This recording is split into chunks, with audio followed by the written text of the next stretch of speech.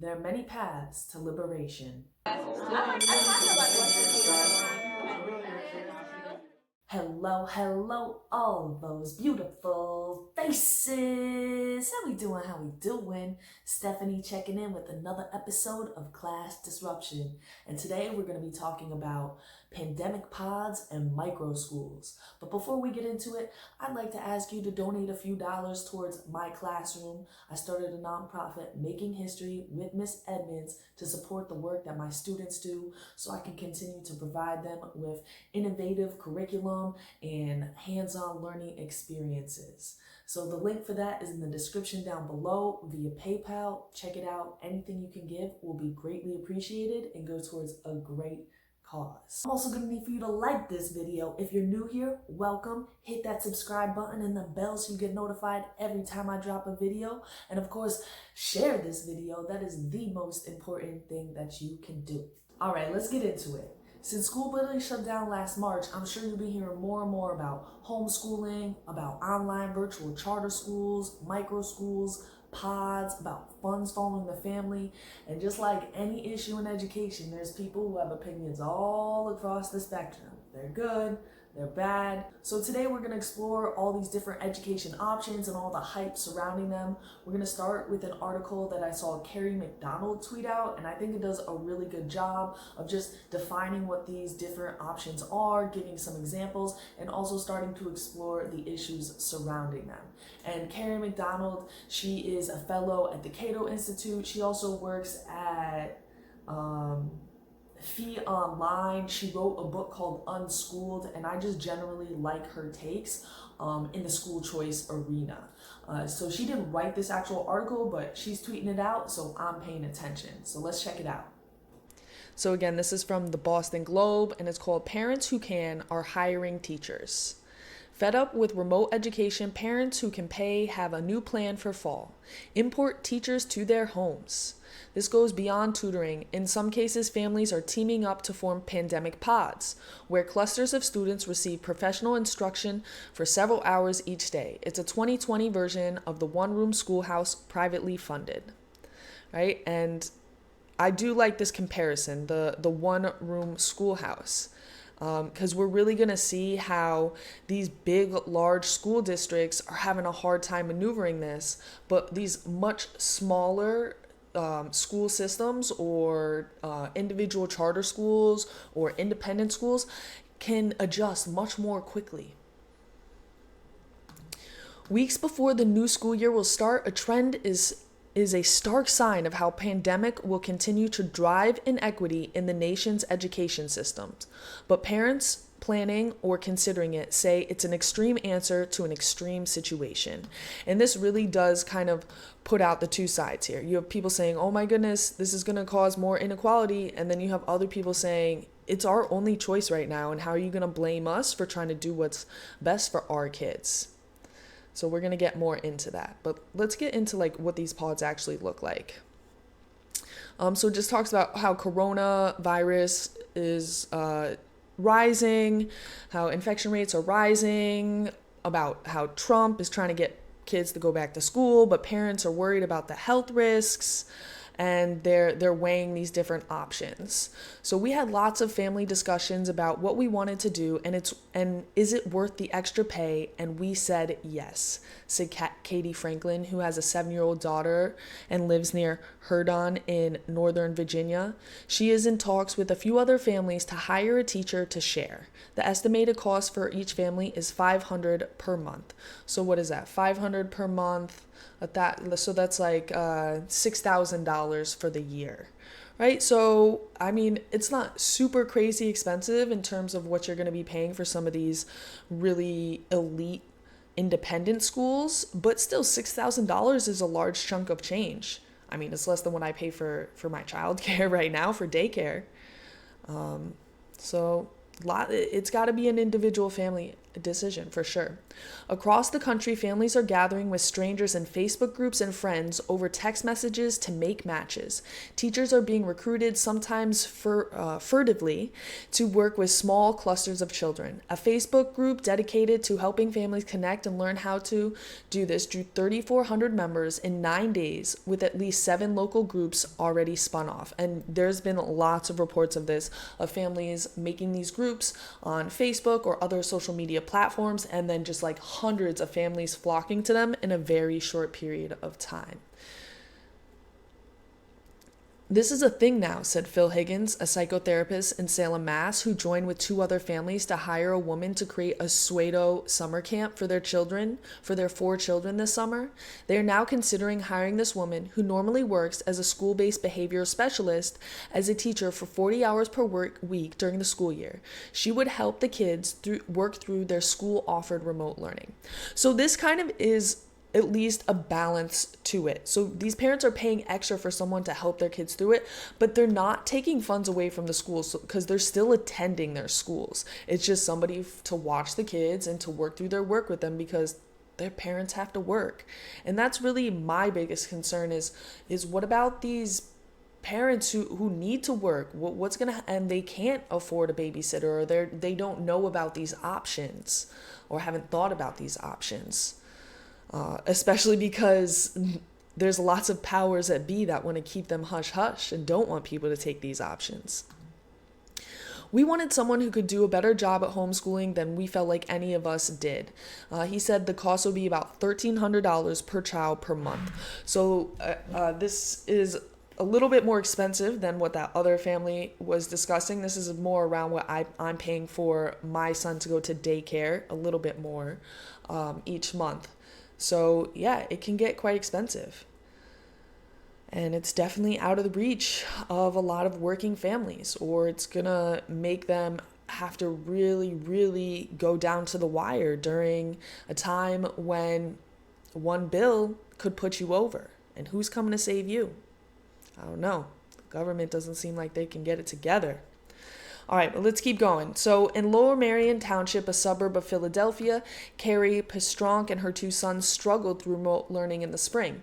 If it continues into the fall, she wants to make school from home as normal as possible.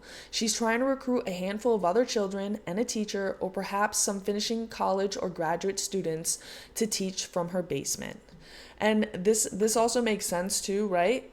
We're going to get kids who are younger, who are less expensive than paying a teacher who has many, many years and perhaps a large salary to go with that. So lots of different options. And then here's another one. Alexandra Marshik, who lives in Manhattan with her husband and 2 young sons, is exploring a learning pod with 3 other families. The original idea was that parents would take turns teaching, rotating hosting duties, but then one parent suggested they rent a studio apartment for the venture. They are now also considering hiring a professional to do the teaching. Marshak, who is out of work, said she's concerned about spiraling costs, but at this point, everything is on the table. Yeah, this seems like, they live in Manhattan, so I guess they have some money, but this seems like it's getting quite expensive to rent a studio apartment, and now we're going to hire a teacher. But there is an interesting idea for people who are looking to do it less expensive, right? Maybe you can't hire a teacher, but if you get 3 or 4 or 5 families together, and then you can rotate the teaching and hosting duties. So this could be a way to split the cost. So instead of having to stay home every single day with your kid, or 3 days a week because they're only going to school 2 days, you can get 4 or 5 families and you only need to do one every 5 days, once a week. So different ways of thinking of doing this. All right, and now this is where we're going to get into the equity part. Not everyone can afford truly private education, and these arrangements are raising concerns that this is just another way that pandemic is exacerbating inequities that course through the educational system. Already, low-income children struggle for access to computers and Wi-Fi services and face pressures at home that wealthy families do not. Now this. These arrangements will allow children with affluent parents and connections to get ahead, even as the system makes it harder for other children, said Louis McCoy, a sociologist, education professor at New York University. He calls it a fresh example of opportunity hoarding. So I'm not sure if I totally agree with this, right? It's not like parents are doing this because they have to and they have the means to do it. Other parents don't have the means to do it because guess who's hoarding their opportunity and their power and their funds? That would be the states, the districts, and the unions. They don't want to give up that power. So I think it's false to blame the parents in this, and you have to look at the system who's running public education. Why not give those funds to parents? He wishes that parents would also work with their schools to find solutions for all children by pooling resources, for instance. Right? And okay, so you want parents to pool their resources to put other kids in school. Or, I mean, I guess they're saying work with their schools. So is that with the system itself or just with the families at the schools? You know, the problem is the unions will not let those funds go. Most parents will act in the interest of their child, and you can't tell them not to. I say act in the interest of your child and add some equity to it. But again, it's not the parents who are creating these inequities. It's the system who's not offering a viable solution. They're hoarding their funds and they're saying it's this or you have to stay at home. And then here's an interesting aspect for some teachers to think about. So somebody who's teaching in Broward County, Florida, used to teach at a private school, said she will make more money this year educating 4 children in 2 families, 1 in the morning and 1 in the afternoon, and she's being contacted by more. So, and this is something I had said a while back in my interview with Teresa Sanders, Dr. Teresa Sanders. I said, I was thinking okay, if I have, 5 or 10 families, each paying me however much per month, I can make as much, if not more, without all the tape and be able to actually have more agency in what I do. So I really think that these are presenting a great opportunity despite these issues of equity. And we're going to get more into this. And of course, there's also some infighting going on. People who have been doing the pods and the micro schools are getting somewhat defensive over everybody who's now just kind of getting interest into this because of the pandemic. And they want to make sure that we're not confusing the two, because what's happening now is not the same as what they're doing. This is what they had to say. While Meriden Learning empathizes with families seeking temporary alternatives to traditional public school, it is important to note that pandemic pods and microschools are not the same.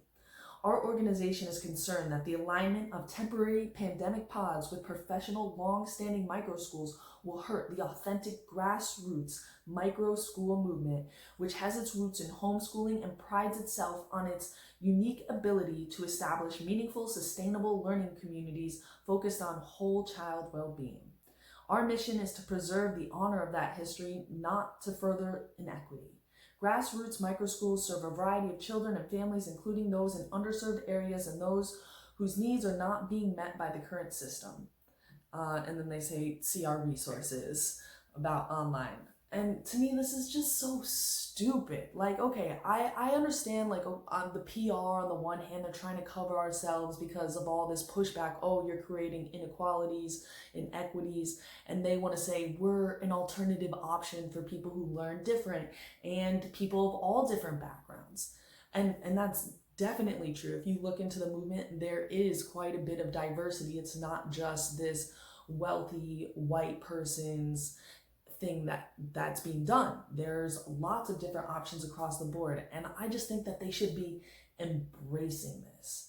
More people are interested in this. More people are interested in creating alternatives, and it's how is this not grassroots? This is parents literally saying we need another option because the system is not serving us. So I think that they should be embracing people and just, instead of getting defensive and saying, oh, we're different from those people who are creating inequities, they should be saying, no, there's options for everybody, and it doesn't have to create more inequities. And we're going to get more into this inequity talk right now. So equity is kind of that buzzword of, it's been out here for a while now. I know going back, I think it was 2015, New York City started its Equity for All initiative. So it's been around, but with the pandemic, it's just been all about equity, equity, equity. Culturally responsive teaching has been in there, but that's all about creating equity. And so in terms of pandemic pods, we've seen a lot of this pushback on it because it's going to create more inequity. So we'll see tweets like this. They're going to shock doctrine the shit out of education. Expletive.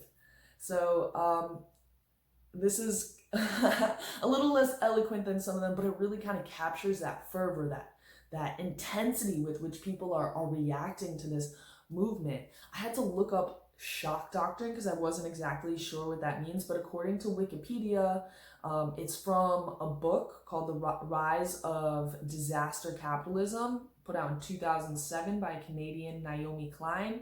And basically, I highlighted the part, this centers on the exploitation of national crisis, disasters, or upheavals, we're in a pandemic, to establish controversial and questionable policies, while citizens are too distracted emotionally and physically to engage and develop an adequate response and resist effectively.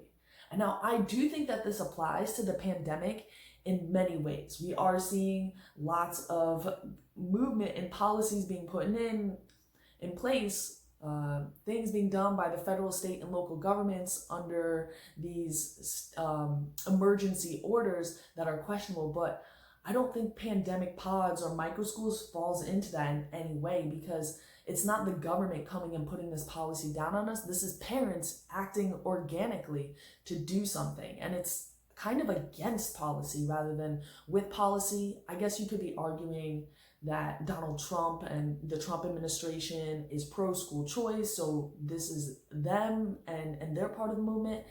But I just don't really see this argument.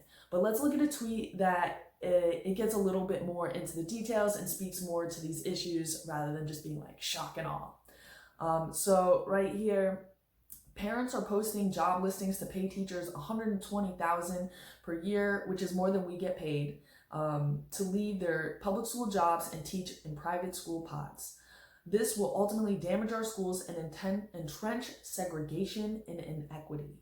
So again, just kind of like really pointing out, 120K, that seems extreme. Even those examples that we saw, I don't think the teacher would be making 120K. Which, by the way, if you're like a seasoned veteran teacher in New York City, you will be making about that much, or admin definitely are making that much. So, and again, about this thing of inequity, but I'm going to do the follow-up tweet first. It said, more important than what individuals do, though, is what our government is doing, putting all families and teachers in an untenable, inequitable situation by underfunding our schools, depriving them of resources, and not containing COVID. We need to be focused on systematic solutions.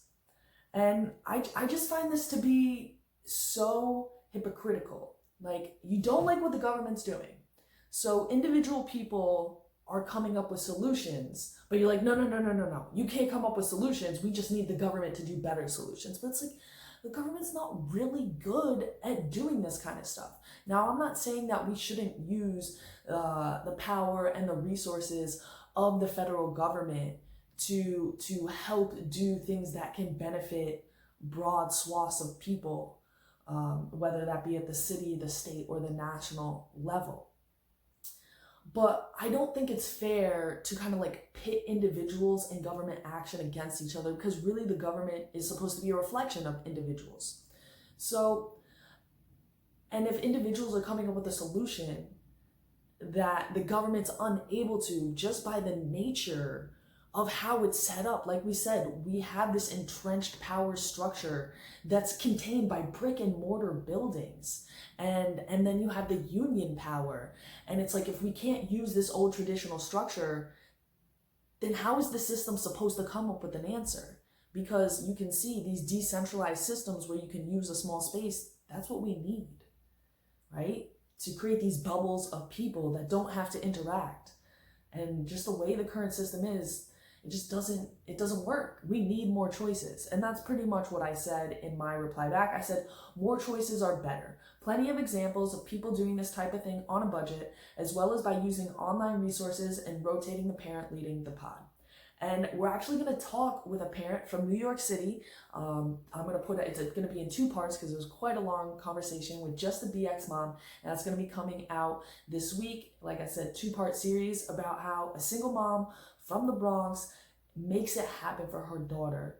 Not a lot of financial resources, but doing what a lot of parents are doing by calling out to the networks and saying, hey, how can we come together, pool our resources, and enhance the educational experience for our kids, right? They're still keeping their kids in the public schools, but they're just going to be supplementing that.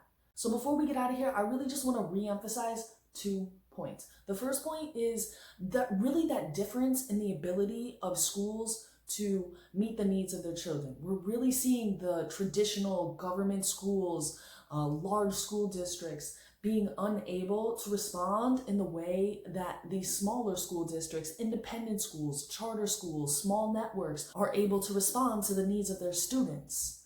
And a lot of that has to do with size, because the bigger you get, the more vested interest you have in that brick and mortar building and those unionized teachers. And this is the way that it's been done because we need to get thousands of kids through this building and out the door, versus these smaller systems that can really meet the needs of their students. And I just think it speaks a lot to our need to decentralize the system, to create more options that speak to the learning needs of more students and families. And then the second thing that I want to emphasize is this idea of choice. More choices are better.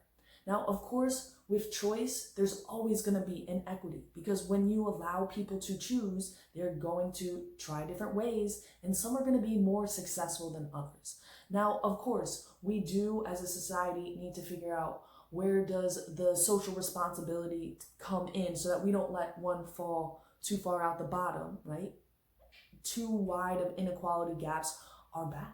And we are definitely seeing that in this country now. We need to bring the top and the bottom a little bit closer together. But that doesn't mean that there's not going to be a top and a bottom, because that is the nature of choice. But more choices are better, instead of equity too often meaning that everybody just gets the same crappy choice. So it really reminds me of what I heard Gerard Robinson say last week on a Black Minds Matter panel that I was watching. And he said, there's many paths towards liberation. And that just connects so much with my idea of more choices is better. And choice, school choice in particular, has always been part of what's moved us forward, what's created more liberation for more people. Think back to the days when they had the secret schools when slavery, right? They had to hide those schools because you can't learn if you're a slave, because then you might think twice about your conditions. But they had schools, right? And those were all throughout, but another big time was the freedom schools in the 1960s, right? Freedom schools in the 1960s were developed by the Student Nonviolent Coordinating Committee during 1964 Freedom Summer in Mississippi. They were intended to counter the sharecropper education received by so many African American and poor whites, which we can kind of compare to the government education given to many in the same situation today. Through reading, writing, arithmetic, history, and civics, participants received a progressive curriculum during a 6-week summer program that was designed to prepare disenfranchised African Americans to become active political actors on their own behalf as voters, elected officials, organizers, etc. Nearly 40 freedom schools were established, serving close to 2,500 students, including parents and grandparents. And these people were without a doubt, right? I mean, definitely slaves, but for even back in the 1960s, I mean, of course, we still have our issues with racism today, but there's no denying that you would rather be alive today than back in the 1960s, when literally couldn't drink from the same water fountains, use the same bathrooms, right? We still have separate but equal schools, kind of, which is something we need to fix. And that's why I want to say that people who have much less than the poorest people today were able to use the choice to come together and create schools and better their people. So yes, it for sure is more out of reach for certain populations of people that have less monetary and time resources, but it can be done. And more choices is always better because there are many paths to liberation. I just want to end off with this tweet I saw from Erica B. It seems like it was a tweet and delete because when I went back to go get the tweet link, it said that you can't access the tweet anymore. But I just think that it's so good that we have to end on this note. Black homeschool collectives truly have the answers to many of the remote learning snafus. But y'all don't hear me though.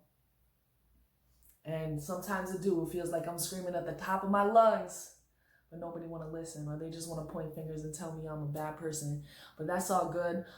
Let me know what you're thinking in those comments down below. Are you pro pods? Are you against pods? Where do you stand on this whole issue of equity and school choice? And of course, I'm gonna need for you to smash that like button if you haven't already. I don't know what you're doing. Smash that button. If you're new here, welcome. We out here disrupting classes all around the globe. We're gonna be going to China later this week as well. And what else? What else I gotta say? Oh yeah, if you could be so kind as to donate $1 or $2 towards the work that my students do in our class, the link is in the description down below. It's through my nonprofit, Making History with Miss Edmonds. So it's 100% of the funds going directly to supporting the work that we're doing. Greatly appreciate anything that you can give. And I just appreciate y'all coming along with me. We're almost to 100 subscribers. We're going to celebrate when we get there. So again, if you haven't, hit that subscribe button, hit that bell so you get notified every time I drop a video. And y'all know what I need you to do. Until next time, stay foolish, y'all.